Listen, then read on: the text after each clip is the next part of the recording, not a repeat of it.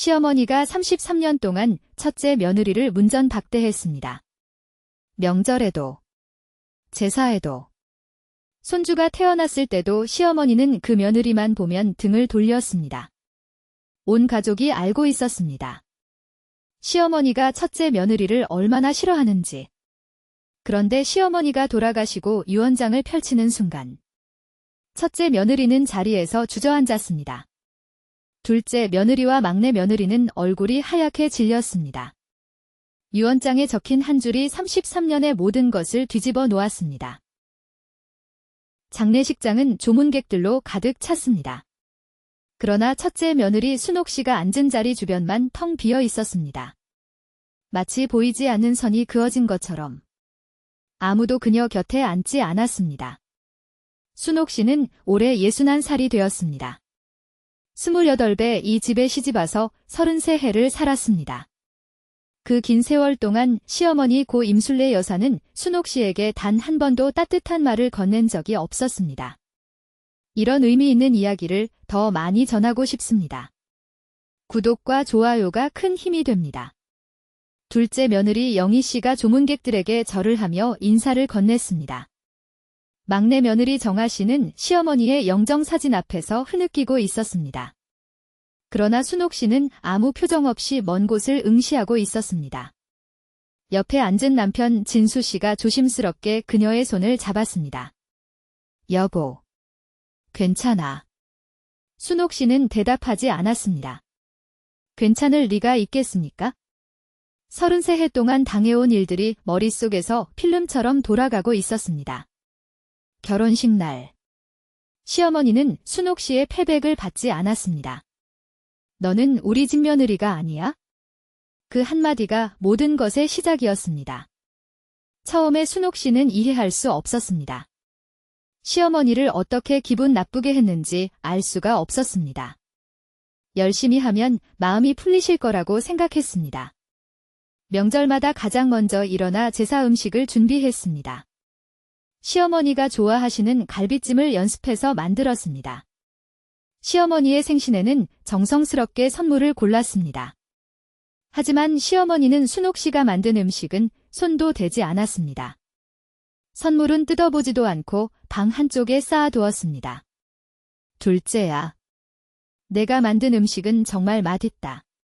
막내야. 우리 막내 며느리 손은 약손이야. 시어머니는 둘째와 막내 며느리만 챙겼습니다. 순옥 씨는 투명인간이었습니다. 아니, 투명인간보다 못했습니다. 투명인간은 최소한 밉지는 않으니까요. 시어머니가 순옥 씨를 대하는 방식은 명확한 적대였습니다. 손주가 태어났을 때도 그랬습니다. 순옥 씨가 첫째 아들 민재를 낳았을 때 시어머니는 병원에 오지 않았습니다. 아들인데 왜 그러세요? 어머니. 남편 진수 씨가 전화로 따졌습니다. 그 여자가 낳은 아이는 내 손주가 아니야. 전화기 너머로 들려온 시어머니의 목소리를 순옥 씨는 잊을 수가 없었습니다. 그 후로 순옥 씨는 그만뒀습니다. 노력하는 것을, 기대하는 것을, 이 가족에게 받아들여지기를 바라는 것을. 그녀는 그저 묵묵히 살았습니다. 남편과 아이들만 바라보며 33해를 버텼습니다. 그리고 지금 시어머니의 장례식장에서 순옥 씨는 묘한 감정을 느끼고 있었습니다. 슬픔인지 안도인지 구분이 되지 않았습니다. 시어머니가 돌아가셨다는 사실이 실감이 나지 않았습니다. 내일 유언장 공개가 있대요. 둘째 며느리 영희 씨가 친척들에게 말하는 소리가 들렸습니다. 어머니가 유언장을 써놓으셨대. 변호사가 내일 온다고 해? 순옥 씨는 귀를 의심했습니다. 시어머니가 유언장을요? 평소 시어머니의 성격을 생각하면 유언장 같은 건 쓰실 분이 아니었습니다. 진수 씨도 고개를 갸웃거렸습니다. 어머니가 유언장을? 난 처음 듣는데. 며칠 전에 변호사 사무실 다녀오셨대. 막내가 모시고 갔다더라. 순옥 씨는 아무 말도 하지 않았습니다. 유언장이 뭐가 중요하겠습니까? 어차피 자신에게 남기실 건 없을 테니까요. 33해 동안 구박만 받았는데 유산을 기대하는 것 자체가 우습잖아요. 그런데 가슴 한쪽이 이상하게 쓰렸습니다. 시어머니가 마지막까지 자신을 배제했을 거라는 확신이 왜인지 더 아프게 느껴졌습니다. 33년 전으로 시간을 돌려봅니다. 1991년 봄. 순옥은 28살이었습니다. 작은 출판사에서 교정 일을 하던 평범한 여자였습니다. 진수를 만난 건 우연이었습니다. 출판사에 납품하러 온 인쇄소 사장의 아들. 무뚝뚝하지만 성실한 남자였습니다. 두 사람은 자연스럽게 가까워졌고 1년을 사귄 뒤 결혼을 결심했습니다. 우리 어머니가 좀 까다로우셔. 진수는 결혼 전에 분명히 경고했습니다. 걱정 마. 내가 잘할게. 순옥은 자신 있었습니다. 부지런하고 성실하면 어떤 시어머니든 마음을 열 거라고 믿었습니다. 결혼식 날이 밝았습니다. 순옥은 흰 한복을 곱게 차려입고 예식장에 섰습니다. 떨리는 마음으로 시어머니 임술래 여사에게 절을 올렸습니다. 태백상 앞에서 큰 절을 3번 올렸습니다. 어머니, 앞으로 잘 부탁드립니다. 임술래 여사는 대답하지 않았습니다. 순옥이 올린 밤과 대추를 받지도 않았습니다. 주변이 웅성거리기 시작했습니다. 어머니, 태백 받으세요. 진수가 다급하게 말했습니다. 그때 임술래 여사가 입을 열었습니다. 나는 이 결혼 반대야. 처음부터 끝까지. 예식장이 얼어붙었습니다. 순옥은 무릎을 꿇은 채 그 자리에 굳어버렸습니다. 어머니. 진수가 소리쳤습니다. 조용히 해. 내가 결혼하겠다니까 한 거지? 내가 허락한 적 없어. 임술래 여사는 순옥을 내려다봤습니다. 그 눈빛을 순옥은 평생 잊지 못했습니다. 경멸, 혐오, 차가운 거부. 일어나. 임술래 여사가 말했습니다. 순옥은 떨리는 다리로 일어섰습니다. 임술래 여사가 한 발짝 다가왔습니다. 그리고 순옥의 손목을 잡았습니다. 손목에 차고 있던 금반지.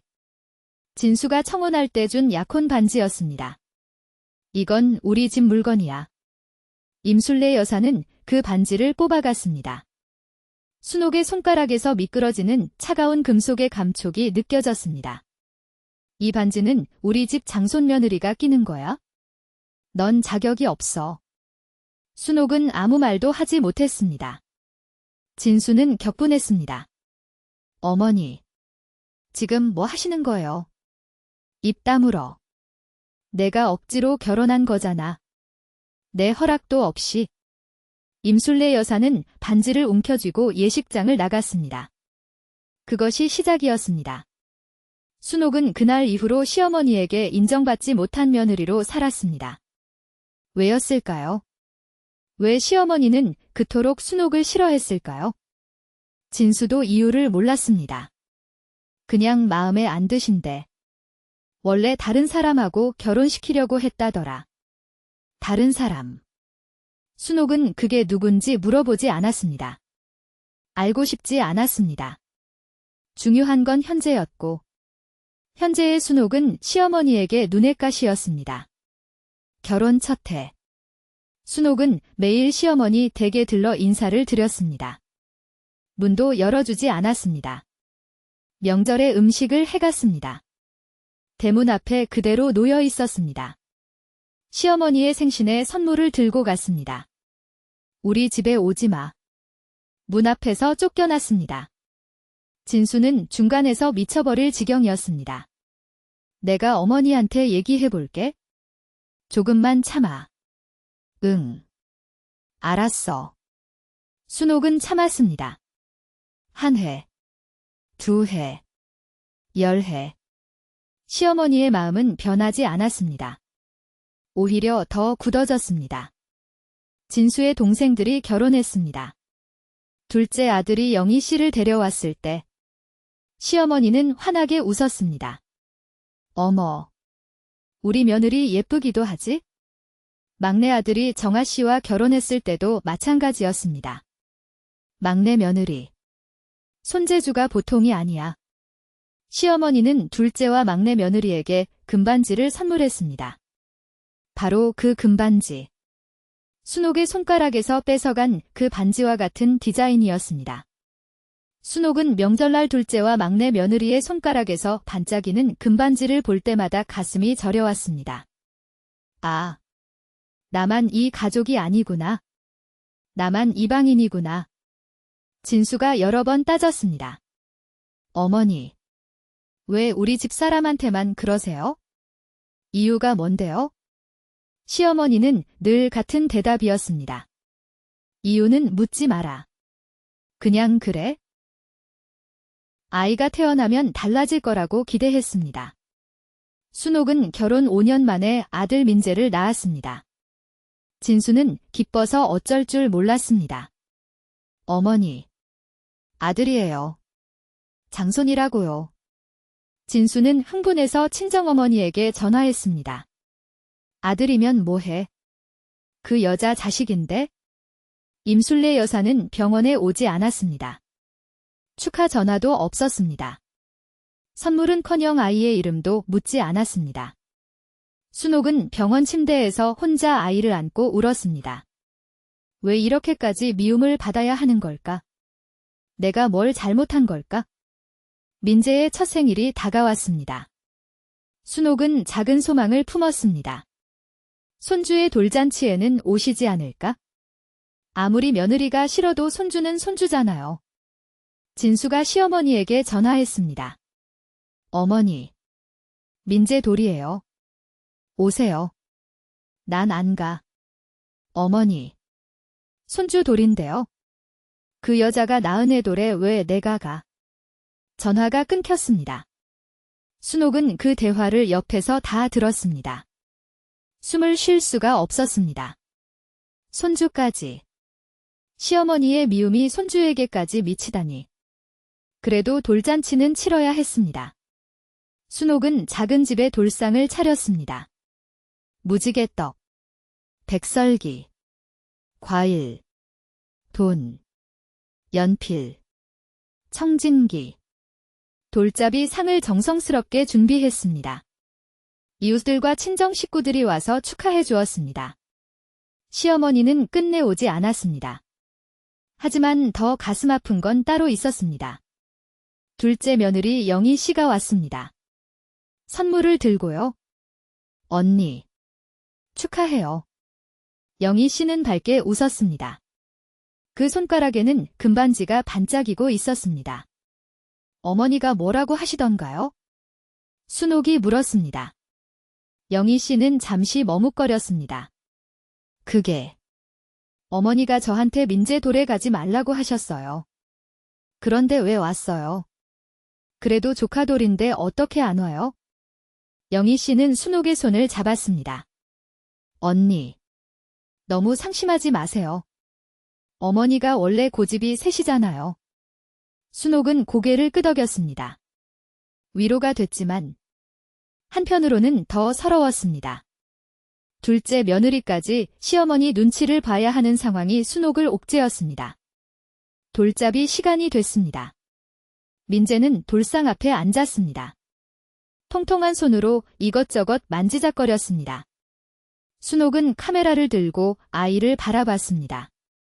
민재야, 뭐 잡을 거야? 민재가 손을 뻗었습니다. 연필을 잡았습니다. 와, 연필. 공부를 잘 하겠네? 이웃들이 박수를 쳤습니다. 순옥도 웃었습니다. 하지만 눈가에는 눈물이 고여 있었습니다. 아버지도 안 계시고 시어머니도 안 오시고 이 아이는 할머니 없이 크는 거구나. 카메라 셔터를 누르는 순옥의 손이 떨렸습니다. 찰칵. 그 사진 속 민재는 해맑게 웃고 있었습니다. 아무것도 모른 채. 엄마가 얼마나 외롭게 자신을 키우고 있는지 전혀 모른 채. 돌잔치가 끝나고 손님들이 돌아갔습니다. 순옥은 설거지를 하며 조용히 울었습니다.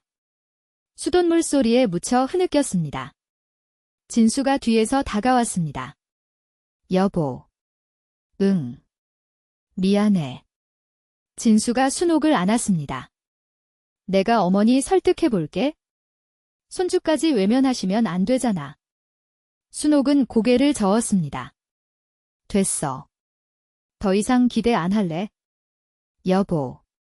그냥 우리끼리 잘 살면 돼. 시어머니 없이도 잘 살 수 있어? 순옥의 목소리는 담담했습니다.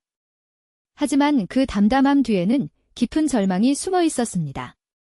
이 가족에게 인정받기를 포기한 사람의 체념이었습니다. 그날 밤, 순옥은 민재가 잠든 옆에 누워 생각했습니다. 왜일까? 시어머니는 대체 왜 나를 이렇게 미워하는 걸까? 단순히 마음에 안 드는 게 아니야. 이건 증오야. 무슨 이유가 있는 거야? 분명히 뭔가 있어? 하지만 순옥은 그 이유를 알 수 없었습니다. 물어봐도 대답하지 않는 시어머니.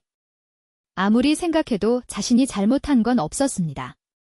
아니, 만났다는 것 자체가 잘못이었을까요? 진수를 만나고, 사랑하고, 결혼한 것. 그게 언제였을까요? 결혼 13년 차가 되던 해, 순옥에게 예상치 못한 소식이 전해졌습니다. 친정아버지가 돌아가신 겁니다. 순옥의 친정은 넉넉한 편이었습니다. 아버지는 작은 공장을 운영하셨고 서울 외곽의 땅도 가지고 계셨습니다. 장례를 치르고 나서 유산 문제가 생겼습니다. 순옥은 3남매 중 막내딸이었습니다. 오빠 둘과 함께 유산을 나눠야 했습니다. 순옥아, 내 몫이 이 정도야? 변호사가 서류를 내밀었습니다. 순옥은 숫자를 보고 깜짝 놀랐습니다. 생각보다 많았습니다. 공장 지분 일부와 땅 일부가 그녀의 몫이었습니다. 지금으로 따지면 수억 원의 가치였습니다. 큰 오빠, 작은 오빠, 상의할 게 있어요. 순옥은 오빠들을 불렀습니다. 나 유산 포기하려고요. 뭐? 왜? 큰 오빠가 눈을 크게 떴습니다. 아버지가 남긴 건 오빠들이 가져요. 난 괜찮아. 순옥아.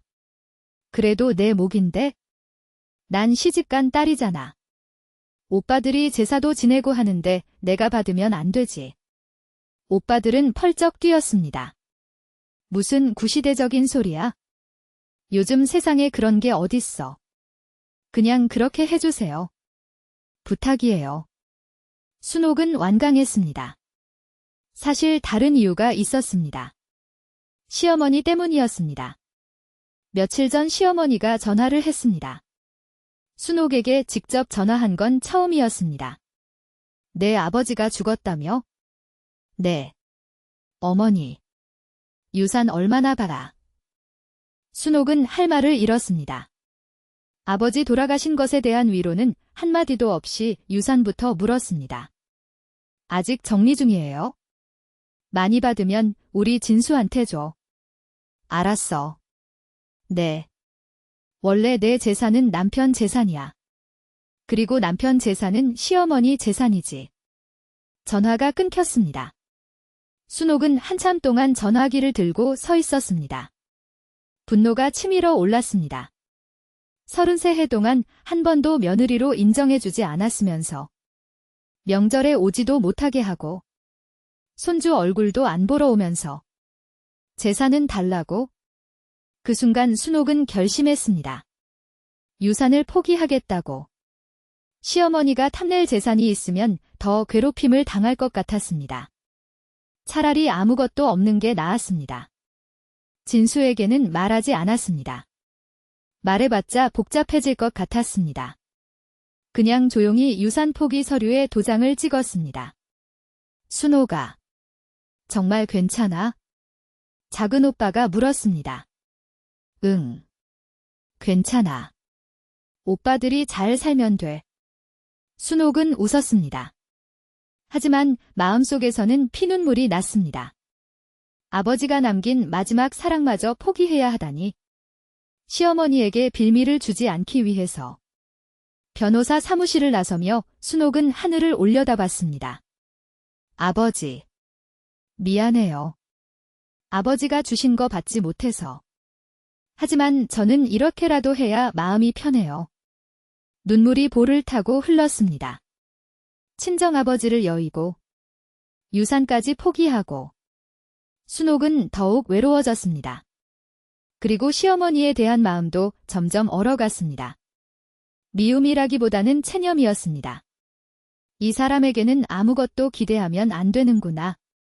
그냥 존재를 지우고 살자. 그렇게 순옥은 투명해지기로 했습니다. 명절에 가지 않았습니다. 시어머니 생신에도 가지 않았습니다. 제사에도 얼굴을 비추지 않았습니다. 왜 안 와? 진수가 물었습니다. 가면 뭐해? 어차피 없는 사람 취급하는데. 여보. 나 때문에 진수 씨까지 힘들어지잖아. 그냥 혼자 다녀와. 진수는 순옥의 말을 거역하지 못했습니다. 아내가 얼마나 힘들었는지 알았으니까요. 그렇게 순옥은 시어머니의 세계에서 완전히 사라졌습니다. 시어머니도 순옥을 부르지 않았습니다. 서로가 서로를 지운 채 20년이 흘렀습니다. 그 20년 동안 순옥은 시어머니를 몇 번 보지 못했습니다. 명절에 잠깐, 관혼상제에 잠깐. 볼 때마다 시어머니는 순옥을 쳐다보지도 않았습니다. 순옥도 인사하지 않았습니다. 두 사람 사이에는 차가운 공기만 흘렀습니다. 장례식 다음 날, 가족들이 거실에 모였습니다. 변호사가 유언장을 들고 왔습니다. 순옥도 참석해야 했습니다. 진수가 장남이니까 빠질 수 없었습니다. 거실에는 삼형제와 며느리들이 앉아 있었습니다. 진수와 순옥, 둘째 현수와 영희, 막내 성수와 정아. 변호사가 유언장 봉투를 열었습니다. 고 임술래 여사의 유언장을 공개하겠습니다. 모두가 숨을 죽였습니다. 시어머니가 유언장을 쓰리라고는 아무도 예상하지 못했습니다. 나 임술래는 다음과 같이 유언한다. 변호사가 읽기 시작했습니다. 첫째. 내 모든 재산은 장남 진수에게 상속한다. 둘째와 막내가 술렁거렸습니다.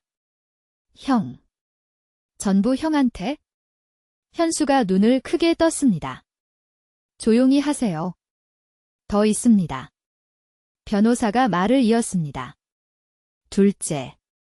단 이 재산은 진수의 아내 순옥이 관리한다. 모두가 얼어붙었습니다. 순옥도 자기 귀를 의심했습니다. 뭐라고요? 시어머니가 제 이름을 유언장에 썼다고요? 셋째. 나는 평생 순옥에게 죄를 지었다. 이 유언장으로 용서를 구하지는 않겠다. 다만 진실만은 밝힌다. 변호사가 멈췄습니다. 잠시 숨을 고른 뒤 이어서 읽었습니다. 순옥에게. 나는 너를 미워한 적이 없다.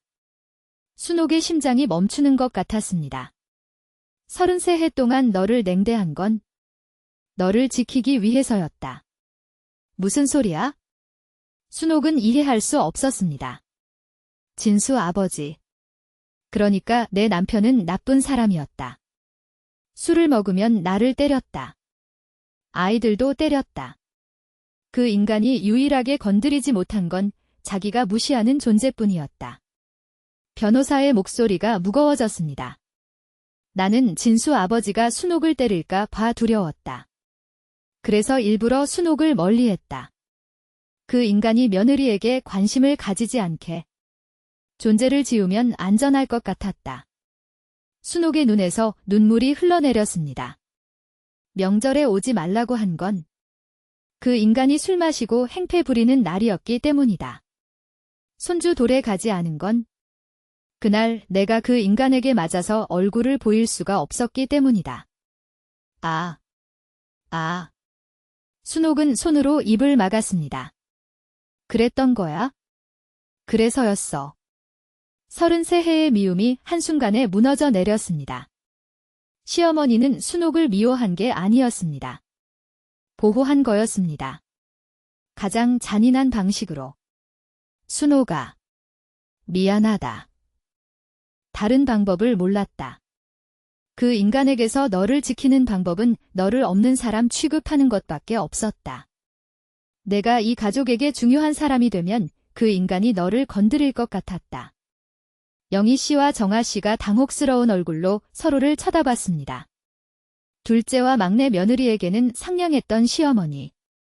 그건 남편이 세상을 떠난 후의 일이었습니다. 시아버지가 돌아가신 건 15년 전이었습니다.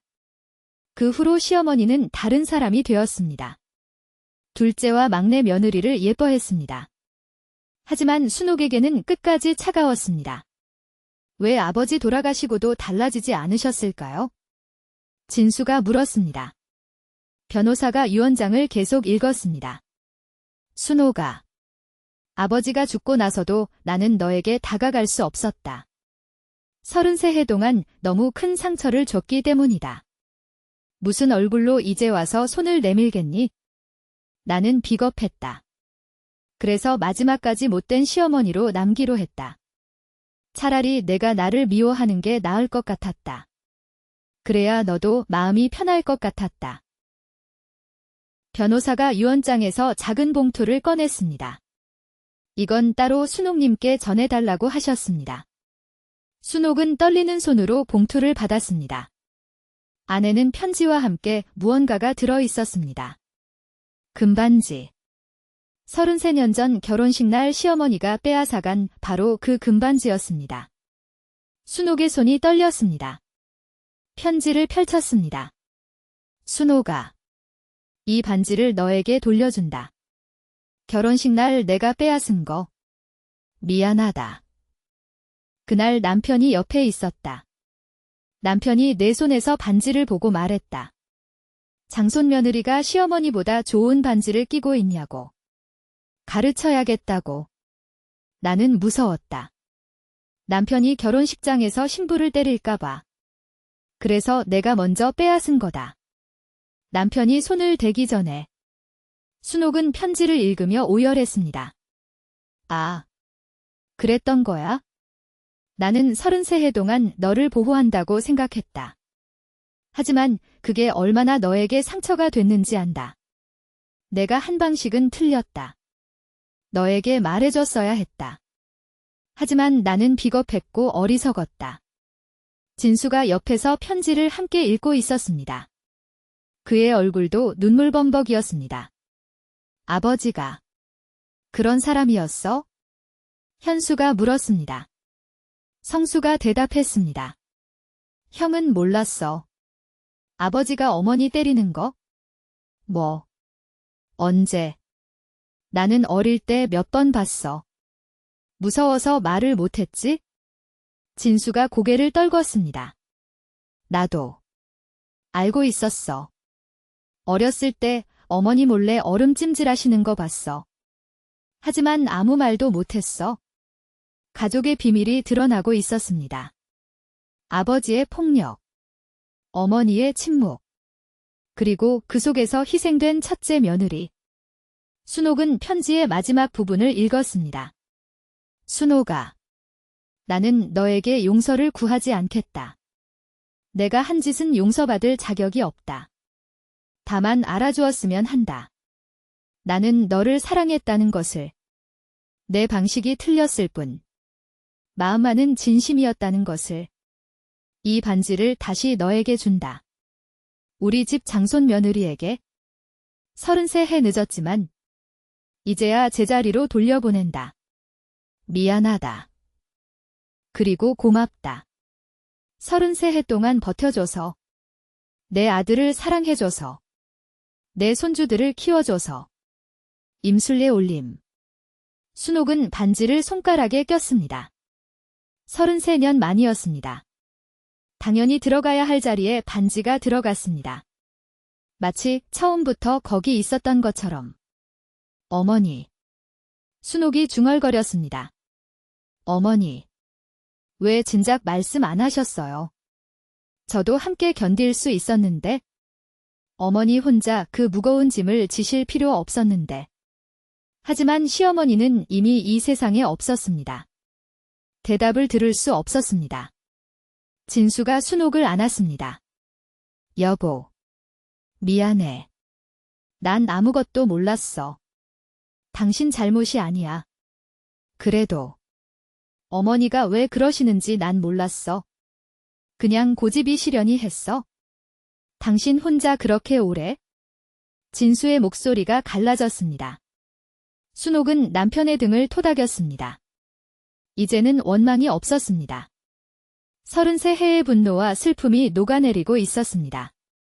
시어머니의 방식은 잘못됐습니다. 명백히요. 하지만 그 마음만은 진심이었습니다. 순옥을 지키려고 했던 것. 비록 가장 잔인한 방식이었지만 유언장 공개가 끝난 뒤 순옥은 시어머니의 방에 들어갔습니다. 33해 동안 한 번도 들어가 본 적 없는 방이었습니다.